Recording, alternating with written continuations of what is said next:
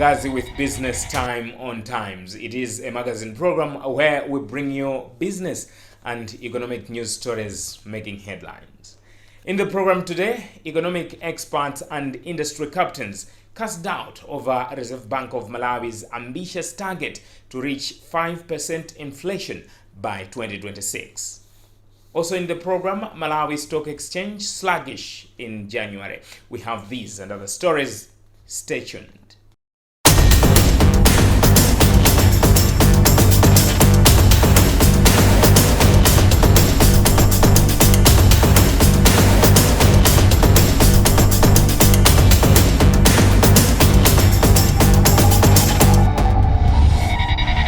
Hello and welcome. The Malawi Stock Exchange saw a sluggish start for the new year with reduced volume and value in January, a published monthly market report shows. In the report, the market transacted a total of about 11.9 million shares at a total consideration of 2.07 billion kwacha in 870 trades in January 2024. We engaged MSE Chief Operating Officer Kelin Kondowe, and she explains. The performance has been quite good in as much as activity has slowed down. As you see, in the month of January, we had registered a return of 4.25%, which is a positive return. Of course, if you compare to last year, we started on a higher note where we had registered a return of around 10.34%. But as I mentioned, the activity has slowed down. If you compare year on year, between January and January last year, you find that there's a 80% drop in terms of activity. This year, we only managed to trade 11.9 million shares in January compared to what was transacted last year. Similarly, the transaction values have also declined by around 10% to around 2 billion kwacha that was transacted on the market. But overall, if you look at the performance of the companies, we had 10 companies that registered price gains. And on the other hand, we had 6 that registered price declines. For the ones that registered the gains, the best performing had registered up to 36%, which is quite significant. So that is overall how the market performed. Normally, if you're going from December to January, there is that seasonal impact in terms of volumes dropping. But as I mentioned earlier, you find that even when you compare with January last year, there is that significant drop.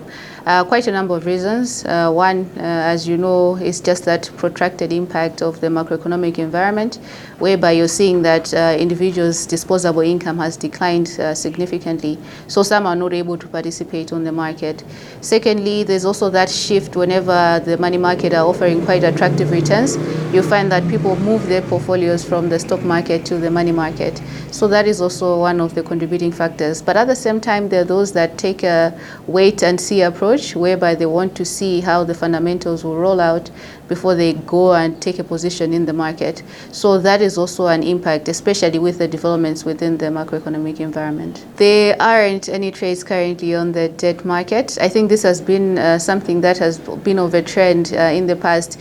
I think in the last few years, we've seen some activity in terms of the debt market compared to where we're coming from when the platform was launched in 2010. Primarily, there isn't that much awareness for the debt platform, and for the investors that transact in the primary market, normally they hoard to maturity. They don't want to transact in the secondary market. But this is something that we're targeting. If you recall, last year we had a webinar trying to appraise the public in terms of how they can participate on the bond market. And for those that would be interested, they'd be glad to know that actually the minimum for you to participate on the debt market is only 1,000 kwacha. So people are encouraged to really take interest in this platform. In terms of the overall performance of the market, I think the outlook is positive, especially considering that the macroeconomic environment is opening up.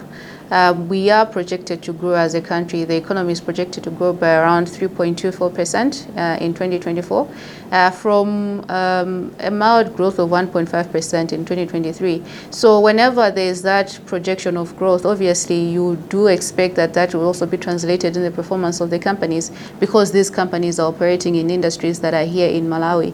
And if the economy is performing well, you expect that most of them at least will also perform better. But I think for us to have a better picture, we normally wait for the half-year results to see what the direction is, because there are quite a number of factors that influence the performance of a company. The prospects are there. I think once they're solid, we'll come to the market to avail them. But I think what is key for us is to continue pursuing these entities and trying to put in place strategic initiatives that will really try to court companies to come into the market. We're looking at a medium to long-term time frame when we're looking at courting companies, and we are confident that within 2-3 years you should see a couple of companies coming to the market. The incubation program is progressing quite well. You should have seen in the papers that we have submitted or admitted 6 companies into the incubation program, which are operating in various industries. So once we intend to roll out in the coming few weeks, where we will attach these companies to corporate advisors that will take them through issues of corporate governance, financial reporting, and so on, so that at the end of the program period, which is 18 months, they should be in a position to actually come to the market to raise capital through listing. The Reserve Bank of Malawi has reiterated its ambitions to achieve a 5% inflation target by 2026.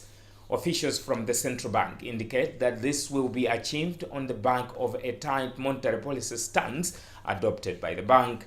However, economic commentators and industry captains have cast doubt over the projection. We have more in this report.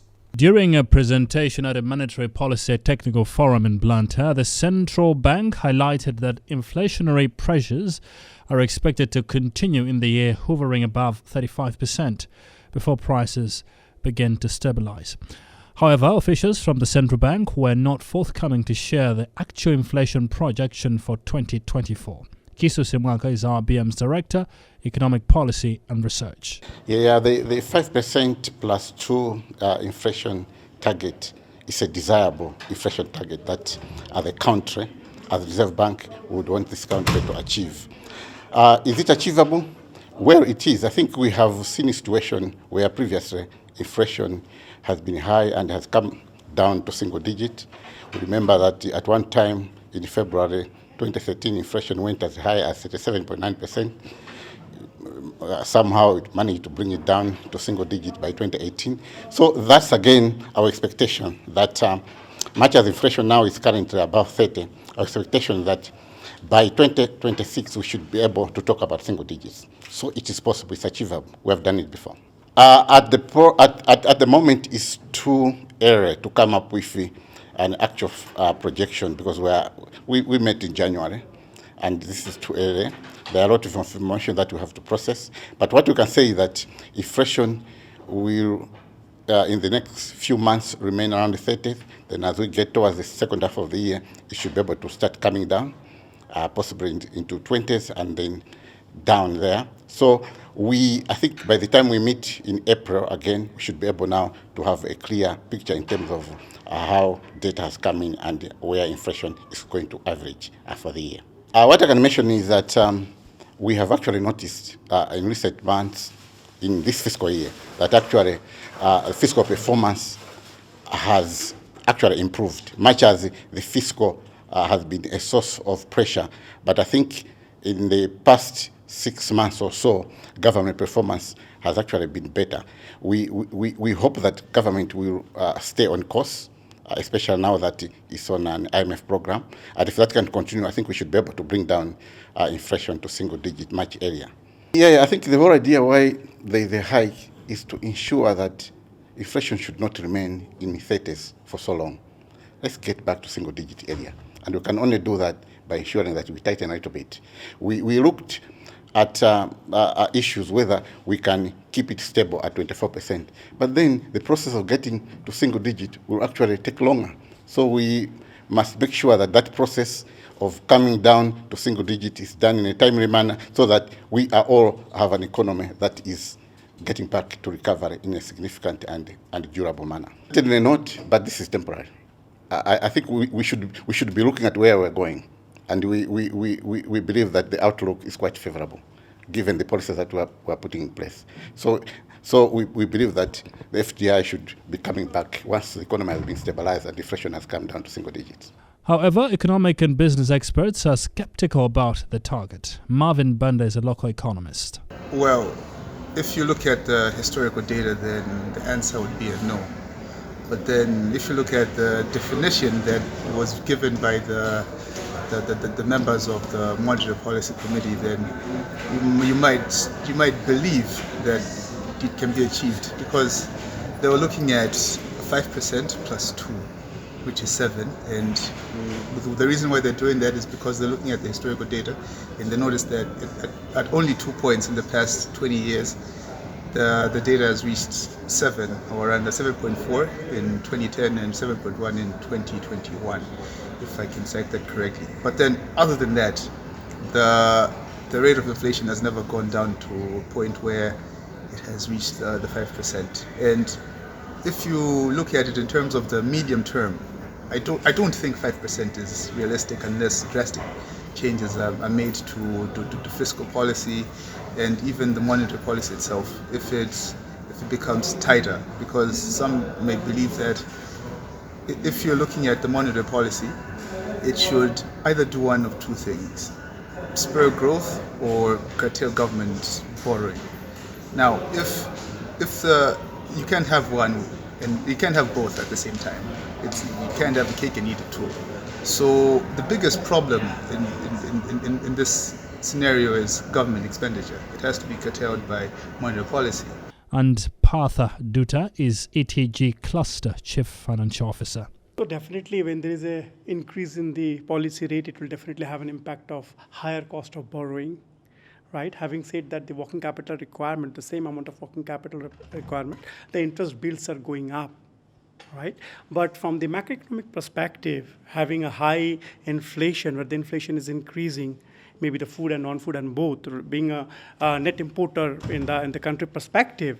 So this is a macroeconomic measures that Reserve Bank and monetary policy takes to control the inflationary pressure, but definitely to have an impact on the borrowing cost or borrowing fund locally from Malawi perspective.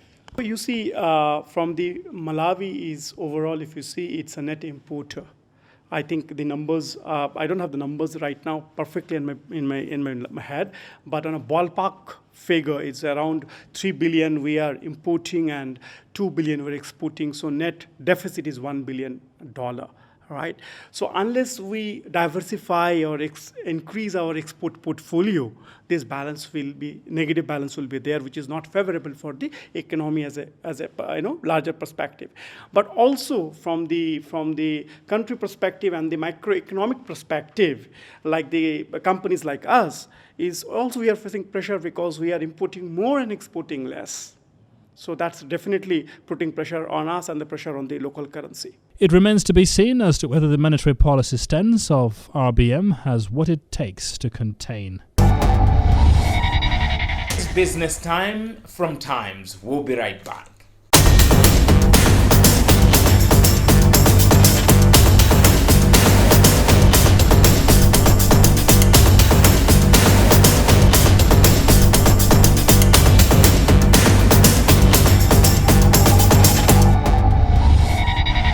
Welcome back. Expectations are high that the country's economy will blossom following the decision by the government to grant visa waivers to 78 countries. This is contained in the recently gazetted Immigration Amendment Regulation 2024. Minister of Tourism Vera Kantugule holds that attracting investments in Malawi requires bold decisions, and the visa waivers will make the country accessible to tourists. She explains more. Aware that the President of the Republic of Malawi, His Excellency Dr. Lazarus Chakwera, placed at the center of our structural transformation the issues of tourism, mining, and agriculture. And I think for me, they're all interdependent. They're all interconnected. What that means is that we needed to make very bold decisions as far as attracting investments into Malawi is concerned. So what that means is that we were closed up, a little bit closer. So when you're looking at issues of tourism, we're a little bit closed up, so much so that we're unable to leverage on what our counterparts within the region, especially like SADC, we're experiencing. So for example, I'll give you an example. Zimbabwe, Zambia, Botswana, and Angola, they have what they call the CASA arrangement. So CASA arrangement, what it it means is that a tourist would come from, let's say, Japan. They will land in Lusaka, and then they would visit all these countries that I've mentioned using one visa, and they will only be able to pay $50, and that's over and above the other offerings that they have. And then there's also another agreement, I think, within about 6 or 7 SADC countries, and Malawi are not a party to it. Neither are we a party to the CASA agreement as well. So what that was doing is that we're a little bit off or outside the spectrum as far as SADC is concerned when we're talking about tourism. Because when we're talking about tourism, it's not really defined to say that when somebody has left Spain coming into Africa, then they should only visit that one country. A person visiting Lusaka or Victoria Falls in Vic Falls in Zimbabwe, what would stop them from coming into Lilongwe or Malawi or Mangochi, or from there and then go to Mozambique, Tanzania before they can go back to Spain? So it was very difficult for us because of the regime that we had as far as visas were concerned. So it was not really a restrictive regime, but it was a little bit difficult for our visitors to access us, because usually the online system would not work. Neither was the online system providing the option of saying you can come and the visa is going to be issued upon arrival. So people were facing that. And then I think the link to the payment system was also a little bit problematic. I am aware that the Ministry of Homeland Security has been working so very hard to ensure that they are making it a little bit efficient. Now, what was happening was that, so if somebody has been trying, for example, for 3 weeks or so to obtain a visa to come to Malawi, and then they really want to come to Africa, they'll just say, look, Lusaka doesn't have it. It was disenfranchising us as far as now getting those tourists to Malawi was concerned.